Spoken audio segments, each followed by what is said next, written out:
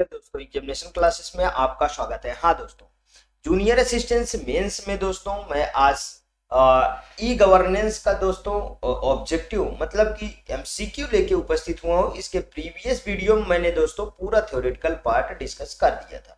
आइए दोस्तों स्टार्ट करते हैं।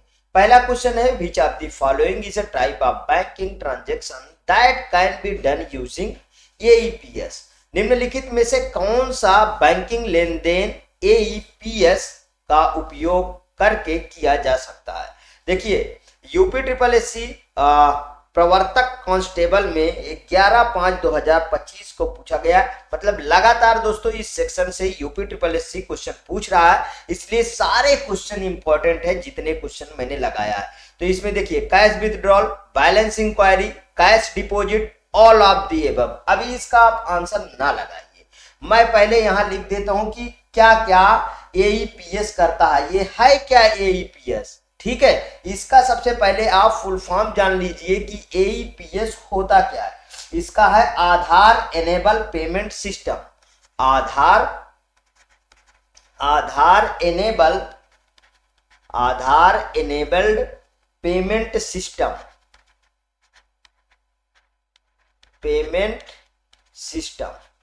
ठीक है, पेमेंट सिस्टम एईपीएस।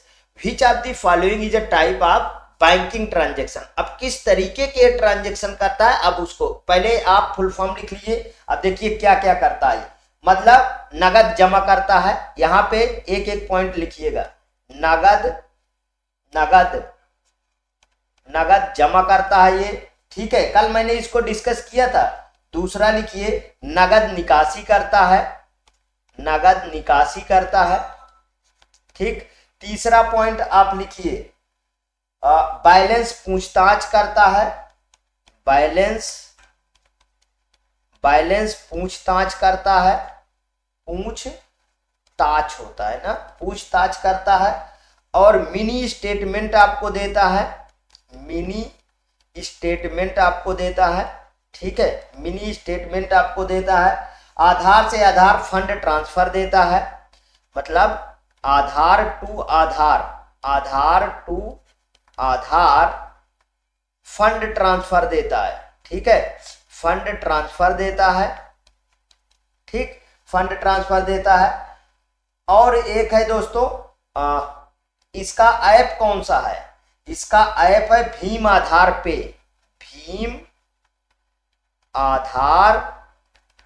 पे, ठीक है। और दोहरा प्रमाणीकरण भी देता है, मतलब कि डुअल सिक्योरिटी ना, दोहरा प्रमाणीकरण,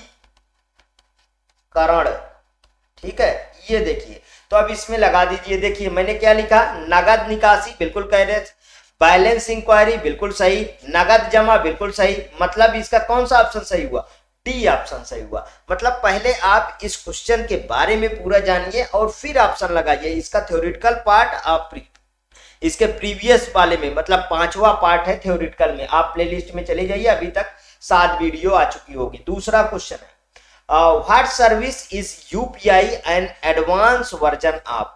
यूपीआई किस सेवा का उन्नत संस्करण है, बताइए। मतलब इलेक्ट्रॉनिक फंड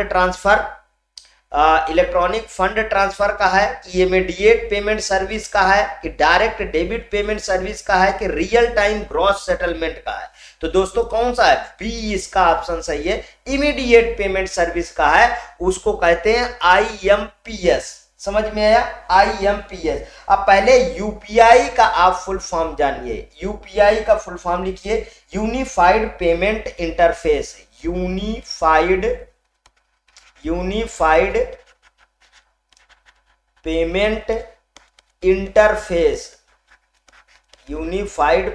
इंटरफेस, इसका जान गए हैं, ठीक है।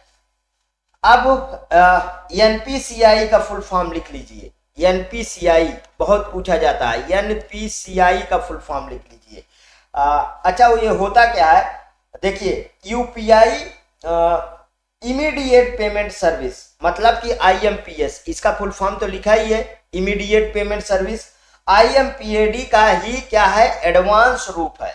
IMPS एक रियल टाइम फंड ट्रांसफर सेवा है जिसे भारत में एनपीसीआई के यहाँ पे फुल फॉर्म लिख लीजिए, नेशनल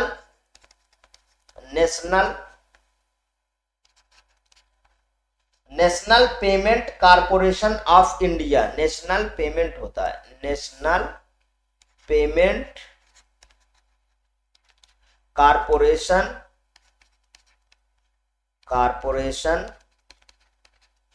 ऑफ इंडिया। ये किसका फुल फॉर्म है? एनपीसीआई। मतलब एनपीसीआई द्वारा इसे हम क्या किया गया है, इसे डेवलप्ड किया गया है, ठीक है, इसे डेवलप्ड किया गया है। समझ में आया? अब आगे चलते हैं दूसरे क्वेश्चन पे। यहाँ पे देखिए मैचिंग वाला क्वेश्चन है, बिल्कुल इजी होगा। इसका चौथा पार्ट कहाँ गया? लग रहा है कि दूसरे, हाँ इसमें रखा है, ठीक है। देखिए डिजिटल वॉलेट क्या होता है? डिजिटल वॉलेट, अभी डिजिटल वॉलेट यहाँ पे पढ़िए, facilitate secure the decentralize record keeping. यहाँ ब्लॉकचेन, दोस्तों ये देखिए बी का पहला सही है, ठीक है। सुरक्षित सेंट्रलाइज रिकॉर्ड रखने की सुविधा प्रदान करता है कौन करता है?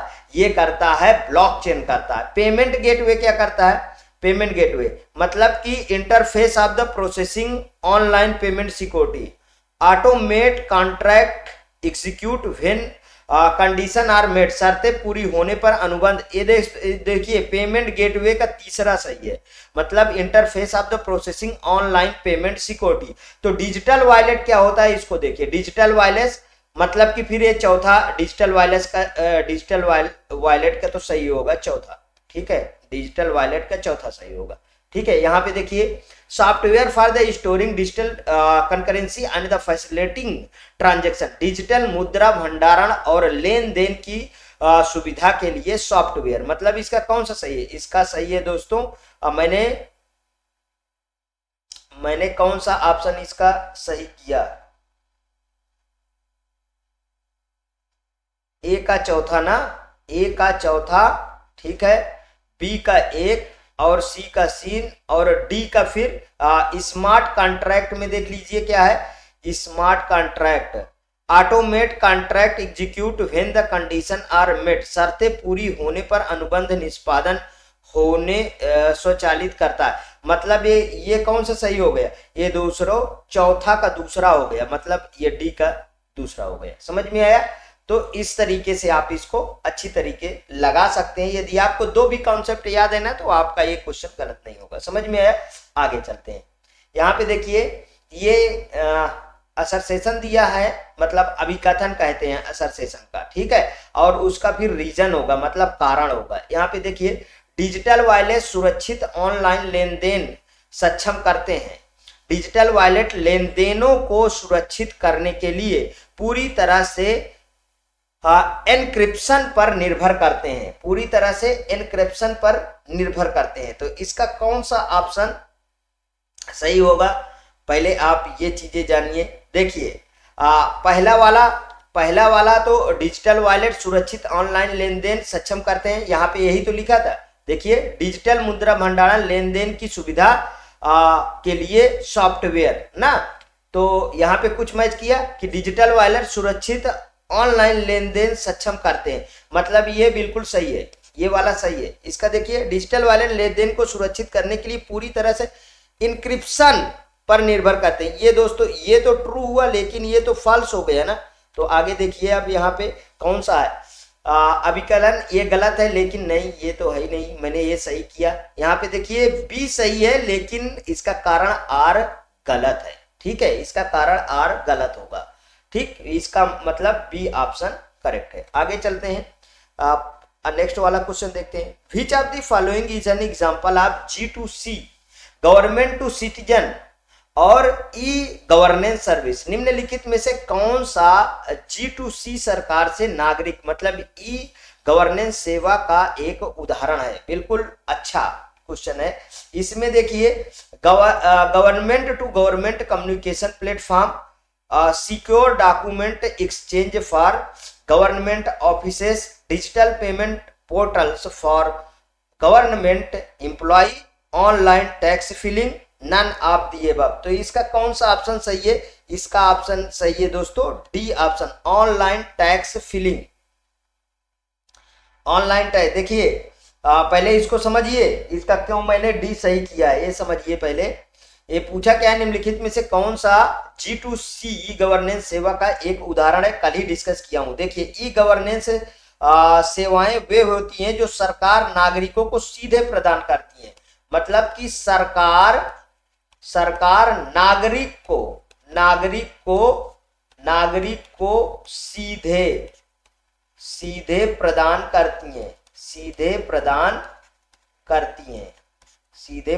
करती हैं। समझ में आया?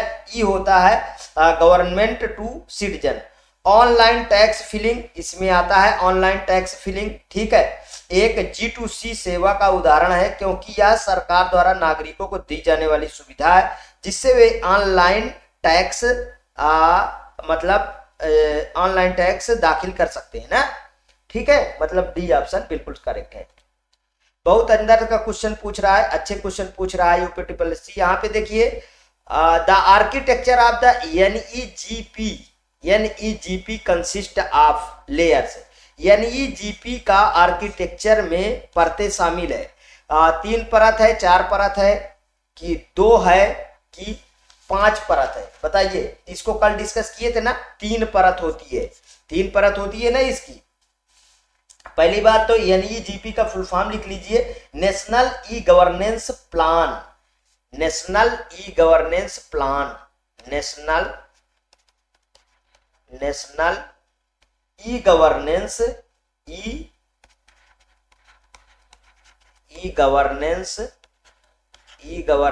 प्लान, ठीक है। National e governance plan Bharat सरकार द्वारा आरंभ की गई एक योजना है जिसका उद्देश्य भारत के नागरिकों को सभी सरकारी सेवाएं इलेक्ट्रॉनिक माध्यम से उपलब्ध कराना है। NEGP का आर्किटेक्चर में 3 लेयर होते हैं, कौन कौन से वो बताता हूं अब यहाँ पे। पहला ऑर्गेनाइजेशन लेयर,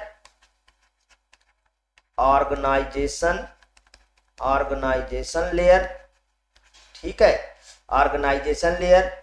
दूसरा क्या है, टेक्नोलॉजी लेयर,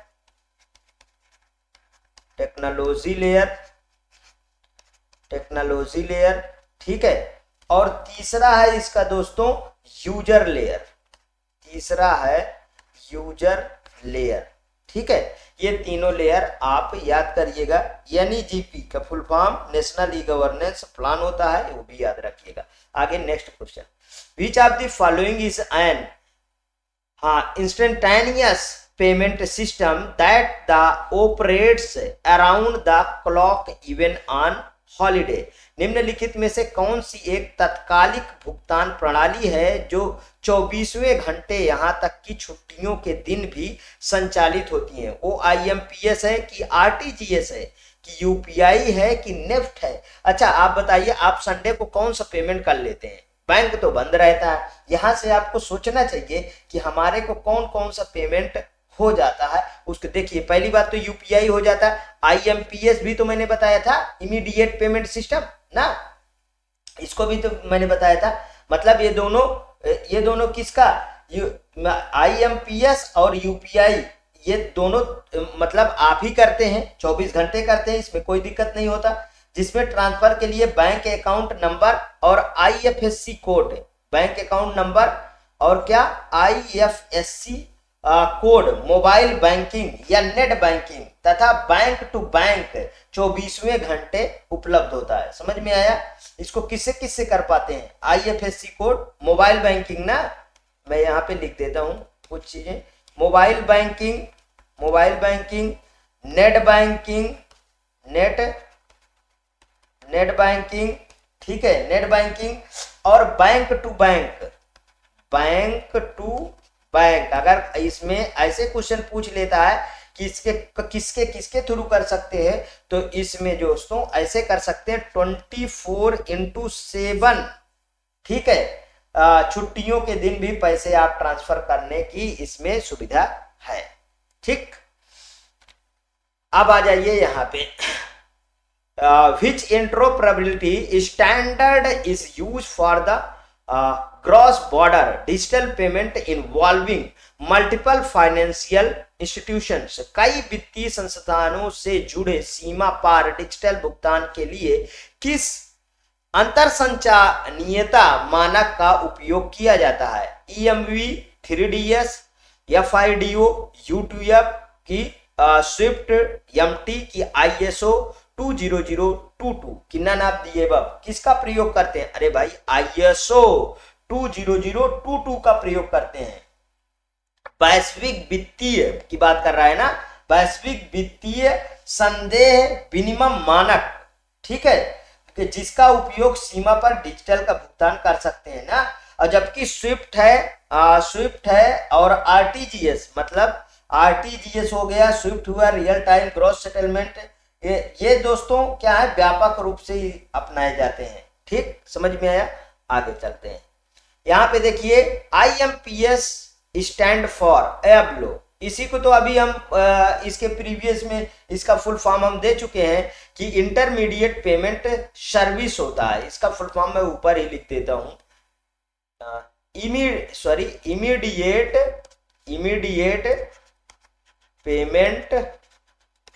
पेमेंट सर्विस होता है। अब इससे आप मैच नीचे कर लीजिए। देखिए इंटरमीडिएट बिल्कुल गलत हो गया ना, इमीडिएट पॉलिसी यहाँ पे आ गया, यहाँ से गलत हो गया। इमीडिएट पेमेंट सर्विस ये बिल्कुल करेक्ट होगा C। और इंटरमीडिया कहाँ से आ गया? ठीक है, मतलब इससे आपको मैच करा देना है। अच्छा, ये है क्या, इसके बारे में भी थोड़ी सी बात करते हैं। देखिए इंटरमीडिएट पेमेंट सर्विस एक तत्काल भुगतान सेवा की प्रक्रिया या सेवा national payment corporation of India, मतलब अभी इसके प्रीवियस में बताया हूं, NPCI द्वारा दी जाती है। IMPS का इस्तेमाल करने के लिए आपको मोबाइल नंबर और आधार के जरिए अपने बैंक खाते को लिंक करके तथा IMPS सक्षम मोबाइल के जरिए बैंकिंग में लॉगिन करना होगा। समझ में आया? ये किसके द्वारा, अगर क्वेश्चन पूछ लिया जाए कि IMPS जो है किसके द्वारा बनाया गया है, तो NPCI के द्वारा बनाया गया है। चलिए आइए अगला question. Payment done with identification and authentication through Aadhaar database is, तो देखिए कॉल्ड, मतलब आधार डेटाबेस के माध्यम से पहचान और प्रमाणीकरण के साथ किए जाने वाला भुगतान कौन से है? बताइए, क्या इसको अभी नहीं कर सकते हैं क्या? AEPS था कि नहीं है? AEPS, इसको हम डिस्कस कर चुके हैं कि AEPS, इसका फुल फॉर्म बता चुका हूं, फिर से लिख देता हूं। Aadhaar enabled payment system, Aadhaar enabled payment system, ठीक है, AEPS। ठीक, समझ में आया? आगे देखिए, which of the following is not an e government. देखिए ई गवर्नमेंट, इनमें से कौन सा ई गवर्नमेंट नहीं है, ये पूछ रहा है। अरे भैया, ये तो बढ़िया क्वेश्चन पूछा है। देखिए B2B, बिजनेस टू बिजनेस, इसमें आता ही नहीं, पहले ही गलत हो गया ना, बिजनेस टू बिजनेस नहीं आता है। देखिए मैंने बताया था G2G, government to government, government to citizen बताया, गवर्नमेंट टू बिजनेस बताया, लेकिन B2B, बिजनेस टू बिजनेस नहीं आता है, ध्यान रखिएगा। मतलब पहला ही ऑप्शन हमारा सही होता है। नेक्स्ट क्वेश्चन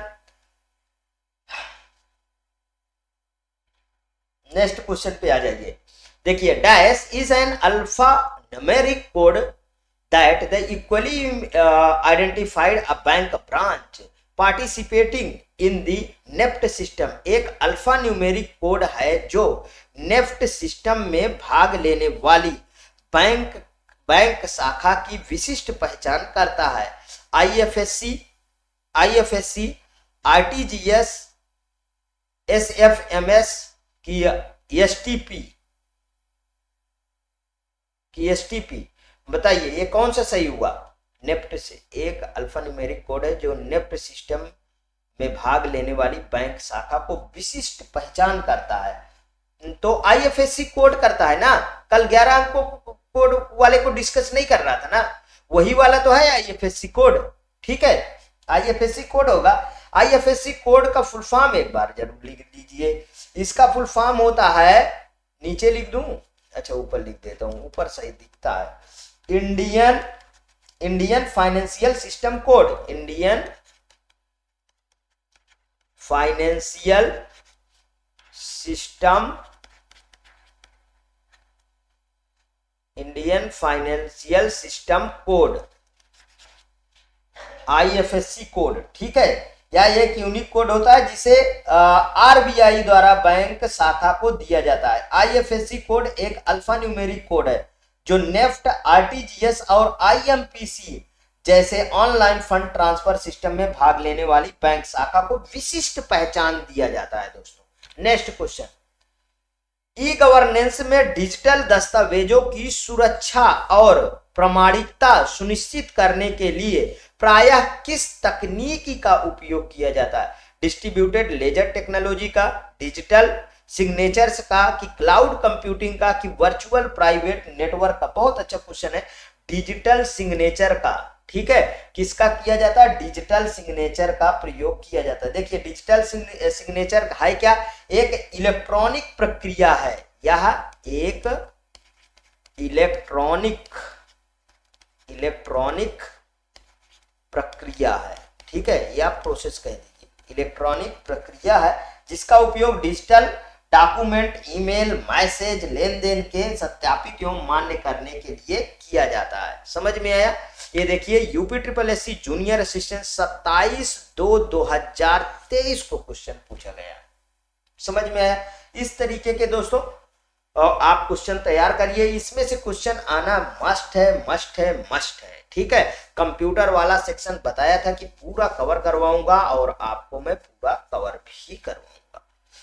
यदि दोस्तों आपको अच्छा लगे तो प्लीज और प्लीज मेरे एग्जामिनेशन चैनल को आप सब्सक्राइब करिए, वीडियो को लाइक करिए, ज्यादा से ज्यादा दोस्तों में शेयर करिए, अपनी प्रतिक्रिया कमेंट बॉक्स में जरूर प्रस्तुत कीजिए। ओके दोस्तों, थैंक यू।